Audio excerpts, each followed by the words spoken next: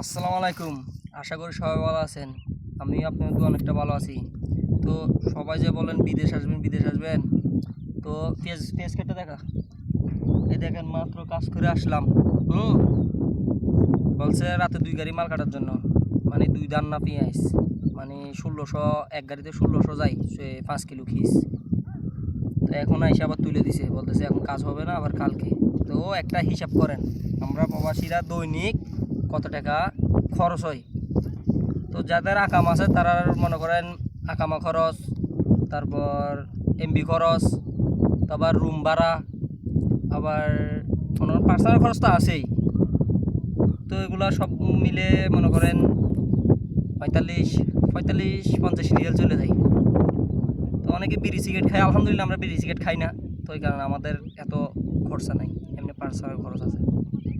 তো একটা জিনিস চিন্তা করেন, বলেন যে শুধু বিদেশ আসবেন বিদেশ আসবেন, বিদেশ আইসা শুধু 1 টাকা বাংলাদেশের 30 টাকা হয়, শুধু ওইটাই লাভ, নাহলে আর কিছু না।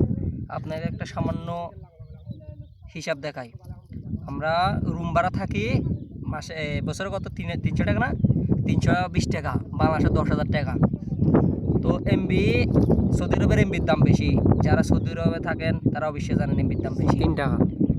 মনে করেন দৈনিক দৈনিক গিয়ে 3 টাকা 4 টাকা পরে, মনে করেন এক মাসে 110 টাকা। তো তাহলে বছরও হয়েছে 12 মাস, 1200, 1300 রিয়েল আসে।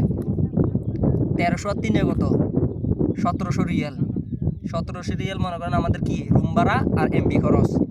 তো আমরা মনে করেন বিকাল নাস্তা তো মনে করেন 10 টাকা যায়, সকাল বিকাল 5 টাকার দর, 10 টাকা তো দৈনিক আছে, 10 টাকা বাদ দেন, 8 টাকা ওইরকম তো হয় খরচ। তো এরকম যদি মাসে যদি আপনি টান দেন, ওইখানে 300 টাকা মাসে, বছরও মনে করেন যদি এরকম বছরও হিসাব করতে অনেক কষ্ট। তারপর একটা হিসাব দেখা আপনাদেরকে, যদি দৈনিক যদি 60 টাকার দরের হিসাব একটা করি, 7 গুণ 365,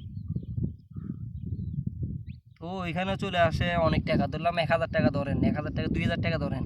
তো 2000 টাকা, 2000 রিয়েল, আবার বাংলা টাকা না। তো চিন্তা করে দেখেন, একজন প্রবাসের এক বছরের খরচ চলে যায় প্রায় 3000 রিয়েল। 3000 রিয়েল হচ্ছেও বেশি, 4-5 হাজার রিয়েল চলে যায়। তো মাসে যদি হিসাব করেন আপনি, যারা আবার আকামাও আছে, তো আকামা এখানে প্রবাসীরা যারা আকামা আছে তাদের মনে করেন 4,500 রিয়েল, বাংলার 1,55,000, 1,60,000 টাকা। তো আপনি জাস্ট একটা উদাহরণ দেখালাম।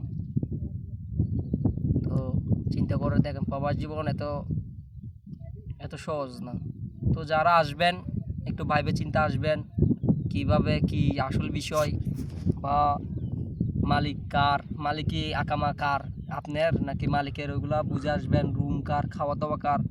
আমরা মনে করেন ফ্রি ভিসা, আমরা যেখানে ইচ্ছে ওইখানে কাজ করতে পারি। এখন কাজের চাহিদা নাই, সৌদি আরবের পরিস্থিতি অনেকটা ভয়ানক।